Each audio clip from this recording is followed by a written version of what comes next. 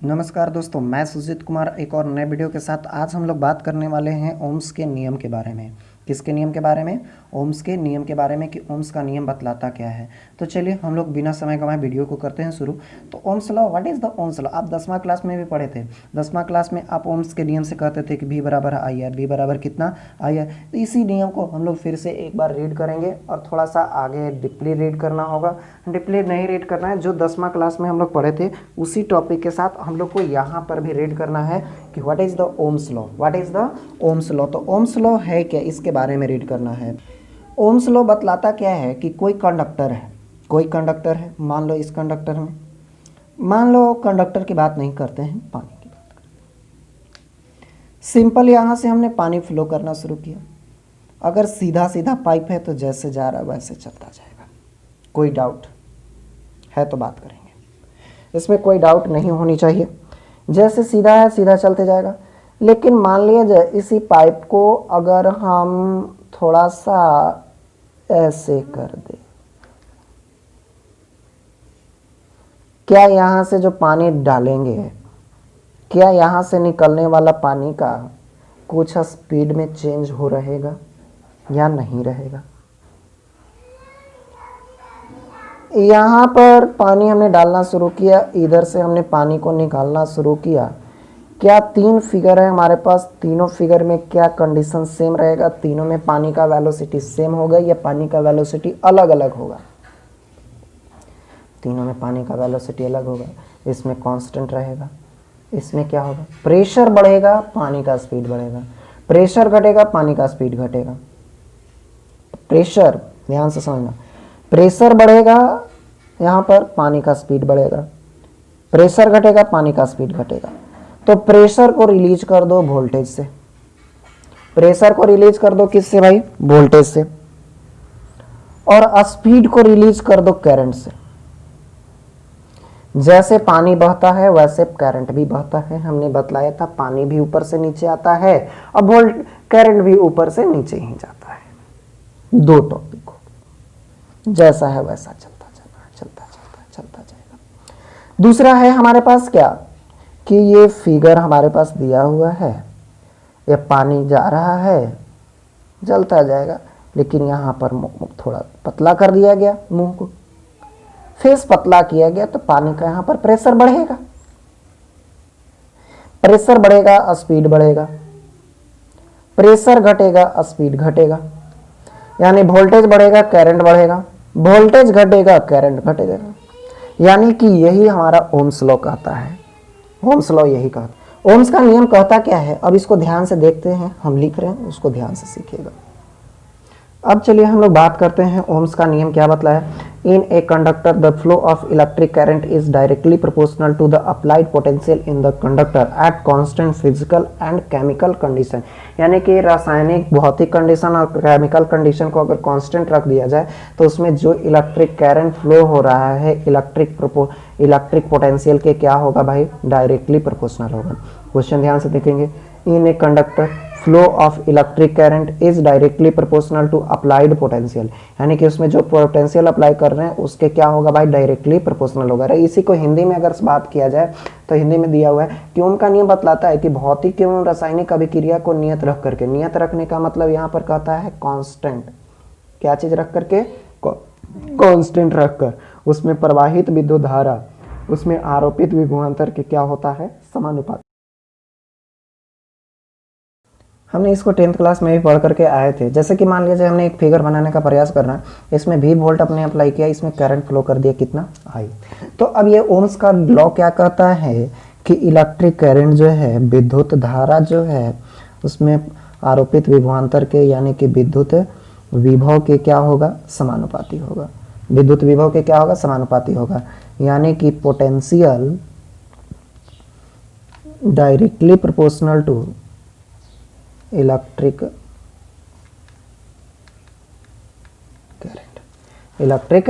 Current. अब हम लोग चलते हैं तो V is equal to V directly proportional to कितना होगा? I। अब इस डायरेक्टली प्रोपोर्शनल साइन को हटाते हैं, कांस्टेंट यूज करते हैं, क्या चीज? R into I।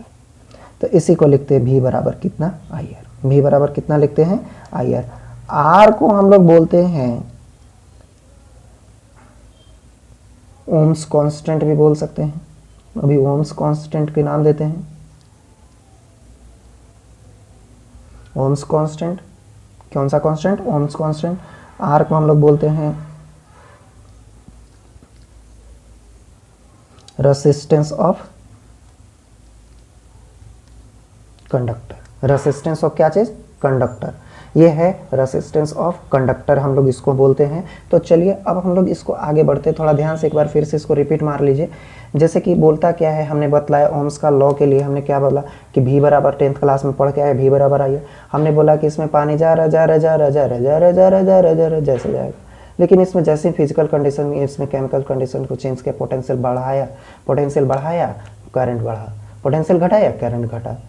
तो ये था हमारे पास। तो in a conductor the flow of electric current is directly proportional to the applied potential in conductor at constant physical and chemical condition. Physical और केमिकल कंडीशन को कांस्टेंट रख दीजिए, उसमें प्रवाहित होने वाला इलेक्ट्रिक करंट जो है पोटेंशियल के क्या होगा? डायरेक्टली प्रोपोर्शनल होगा, directly proportional to potential. Ohm's का लॉ कहता है, बतलाता है कि भौतिक और रासायनिक अभिक्रिया को नियत मतलब क्या? कांस्टेंट रख करके उसमें प्रवाहित विद्युत धारा आरोपी विभवांतर के क्या होता है? समानुपाती। इसी को हमने फार्मूला का एक रूप देने का प्रयास किया था। तो इसमें हमने एक फिगर बनाया, करंट कंडक्टर रखा, कंडक्टर में V वोल्ट अप्लाई किया, करंट कितना लेके आई, तो V वो विद्युत धारा के समानुपाती हो गया। तो potential directly proportional to electric current, V directly. तो यहाँ से अब समझ में आ रहा होगा। अब चलिए हम लोग आगे बढ़ते हैं। R आया था, R को हम लोग बोलते हैं रेसिस्टेंस ऑफ कंडक्टर। अब इसका SI यूनिट क्या होता है? रेसिस्टेंस के बारे में हमने बतलाया था कि it is the oppose the flow of electric current. Resistance का डेफिनेशन क्या बतलाया था पिछला वीडियो में? It is the oppose the flow of electric current. Flow of electric current, यह इलेक्ट्रिक करंट के फ्लो को क्या करता है भाई? अपोज करता है। तो इसका यूनिट की बात करते हैं, the SI unit of resistance is volt पर एम्पियर, या तो फिर इसको लिखते हैं kg मीटर स्क्वायर। सेकेंड का पावर हो जाएगा हम लोग का -3 और एम्पियर का पावर -2 एंड डायमेंशन, और इसका डायमेंशन हो जाएगा ml स्क्वायर, t के पावर -3 a के पावर -2, या तो फिर इसको लिखते हैं ml/t i 2 -3 -2, ऐसे भी लिखते हैं। तो इसमें कोई बड़ी डाउट नहीं। अब हमारे पास आया कि रेसिस्टेंस है क्या? Resistance is the oppose the electric current. तो कब कब अपोज करेगा, कब कब बढ़ेगा? तो अब हम लोग बात करते हैं कि रेसिस्टेंस का एक पूरा डिफिनेशन, न्यूमेरिकली डिफिनेशन निकालते हैं। तो ये तो अपोज करता है, बट इस रेसिस्टेंस का एक हम लोग मैथमेटिकली फार्मूला निकालते हैं कि what is the resistance. Resistance किसके ऊपर डिपेंड करता है? तो रेसिस्टेंस 2 पॉइंट पर, मेनली 2 पॉइंट पर डिपेंड करता है, बहुत सारे पॉइंट्स पर डिपेंड करता है, मेनली 2 पॉइंट्स पर डिपेंड करता है। पहला चीज की length of conductor and area of cross section.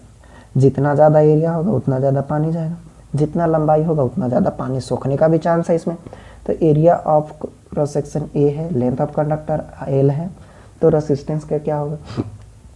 तो रेसिस्टेंस का हम लोग एक और डिफिनेशन दे सकते हैं कि रेसिस्टेंस, हम लोग तो क्वेश्चन ही इसको बना लेते हैं कि resistance of conductor depends on the following point. एक पॉइंट बना लेते हैं।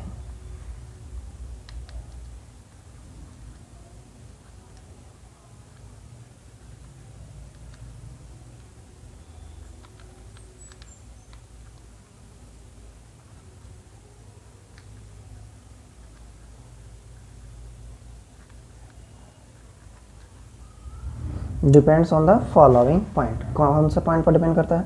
तो फर्स्ट है resistance of conductor is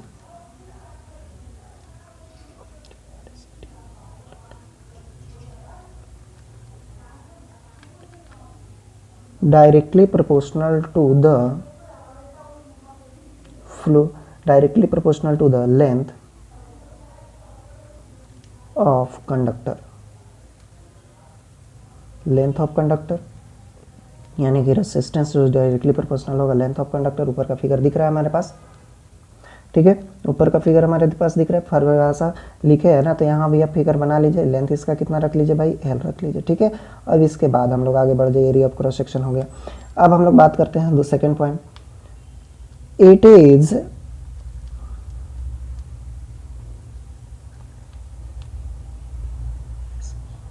inversely proportional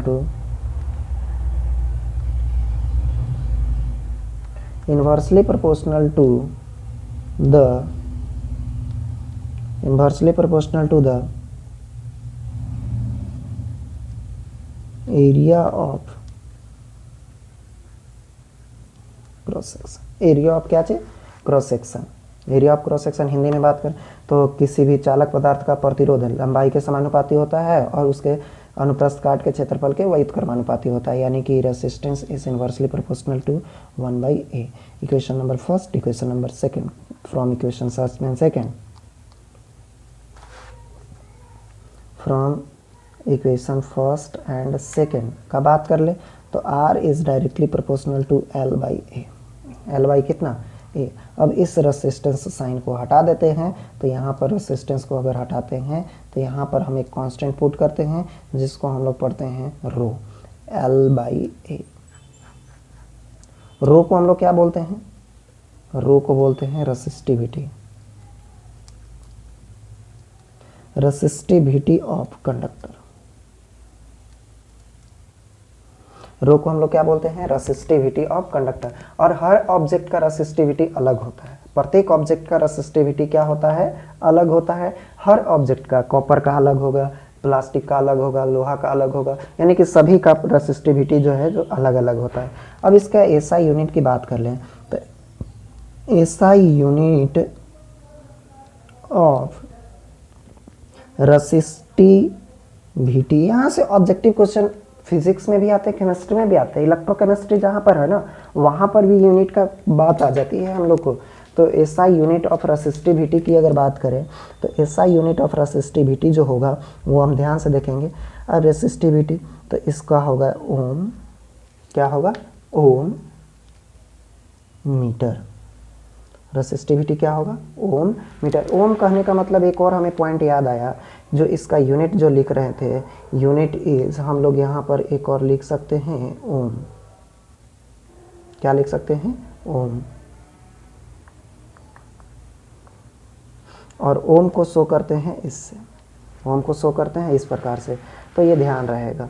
तो ये हमारे पास रेसिस्टिविटी का यूनिट जो हो जाएगा ओम मीटर हो जाएगा। अब यूनिट तो निकाल लिया, या तो फिर हम लोग इसको लिख सकते हैं केजी मीटर क्यूब सेकेंड का पावर -3 एम्पियर का पावर -2। एंड डायमेंशन, डायमेंशन जो हो जाएगा वो हमारे पास डायमेंशन होगा MLT के पावर MLTI हो जाएगा, तो L के पावर 3 हो जाएगा, T के पावर -3 होगा, I के पावर -2 हो जाएगा। तो ये हमारे पास डायमेंशन हो जाएगा। तो ये आप याद करके रखिएगा, ये आप क्या करके रखिएगा, याद करके रखिएगा। रेसिस्टिविटी से एक और क्वेश्चन बनता है जिसका नाम है कंडक्टिविटी, उसके बारे में भी बात करते हैं। कंडक्टिविटी, कंडक्टिविटी जो है it is the opposite to the resistivity of conductor, यानी कि रेसिस्ट कंडक्टिविटी को कप्पा से शो करते हैं। अब ये हमारे पास सिग्मा से भी बोल सकते हैं, तो 1/रो, 1 कितना हो जाएगा, रो, 1/रो। यानी कि रो का यूनिट, अगर कंडक्टिविटी का यूनिट अगर पूछा जाए तो आपसे क्या होगा, unit of conductivity, unit of conductivity जो है, यूनिट ऑफ कंडक्टिविटी इज हमारे पास हो जाएगा ohm inverse meter inverse. Ohm inverse को हम लोग कुछ और नाम से जानते हैं, इसका ओम को मोह भी बोलते हैं, इसको हम लोग क्या बोलते हैं, मोह पर मीटर। इसको हम लोग क्या नाम जानते हैं, मोह पर मीटर। और इसको ऐसे भी लिख सकते हैं केजी के पावर -1 मीटर के पावर -3 सेकेंड का पावर 3 एम्पियर का पावर कितना 2। एंड डायमेंशन की बात कर लें तो डायमेंशन जो हो जाएगा हमारे पास, डायमेंशन जो हो जाएगा m के पावर -1 l t i है, तो सबका पावर दे दीजिए, तो -3 3 और 2, ये हमारे पास यूनिट। अब क्वेश्चन है कि रेसिस्टेंस जो है लेंथ ऑफ कंडक्टर और एरिया ऑफ क्रॉस सेक्शन पर तो डिपेंड कर गया। अब रेसिस्टेंस और कौन कौन से फॉलोइंग पॉइंट पर डिपेंड करते हैं, तो क्वेश्चन आपके पास आएगा कि किसी कंडक्टर का रेसिस्टेंस किसके ऊपर डिपेंड करता है। तो अब ये क्वेश्चन के ऊपर हम लोग डिस्कस करते हैं कि किसी भी कंडक्टर का रेसिस्टेंस किसके ऊपर डिपेंड करता है। तो चलिए क्वेश्चन पर बात करते हैं। तो हम लोग क्वेश्चन पर बात करते हैं, तो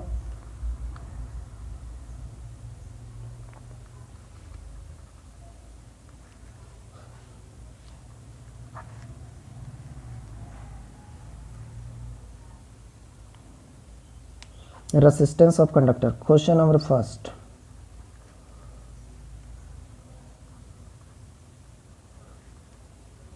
which terms are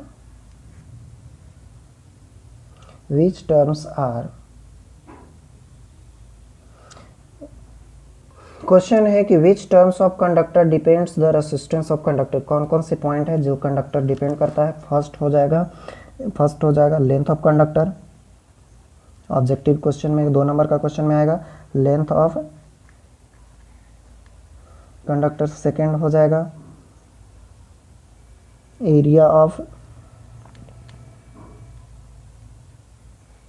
cross section, ये तो पता है कि लेंथ बढ़ेगा तो लेंथ बढ़ेगा, L increase R decrease, sorry L increase R increase, sorry L increase R increase, R increase, A increase R decrease, R का वैल्यू क्या होगा, डिक्रीज करेगा। सेकेंड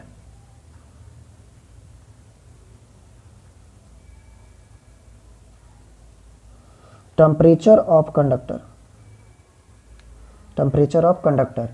टेम्परेचर बढ़ेगा, रेसिस्टेंस भी बढ़ेगा, ध्यान रहे, क्योंकि नंबर ऑफ कॉलिजन जो है वो इंक्रीज हो जाएगा, इलेक्ट्रॉन का जो कॉलिजन जो है इंक्रीज हो जाएगा, जिससे उसका रेसिस्टेंस क्या होगा, इंक्रीज हो जाएगा। फोर्थ नेचर ऑफ कंडक्टर के नेचर पर डिपेंड करेगा।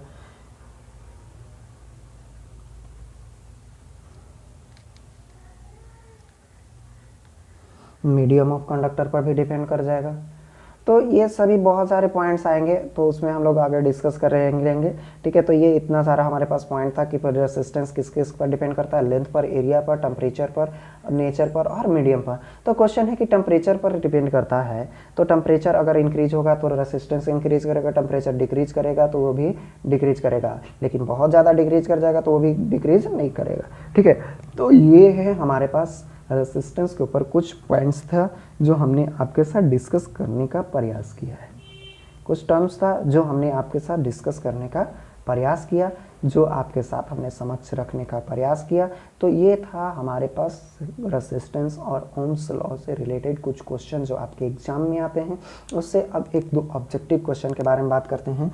जैसे कि बात आएगा सेमी कंडक्टर है, इसका तो कंडक्टिविटी कंडक्टर और इंसुलेटर के बीच होता है। इसका कंडक्टिविटी क्या होता है, इंसुलेटर और कंडक्टर के बीच होता है। इसका resistance of conductor is resistance of semi conductor is resistance of क्या है, semi conductor is decrease with rise the temperature,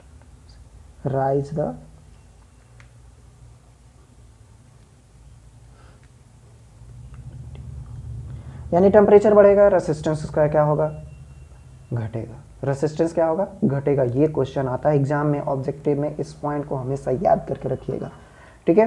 तो आज के लिए हम लोग इतना ही रहने देते हैं, अगले वीडियो में मिलेंगे, तब तक के लिए धन्यवाद। अगर वीडियो अच्छी लगती है तो प्लीज़ मेरे चैनल को लाइक करें, सब्सक्राइब करें और कमेंट करना ना भूलें। धन्यवाद।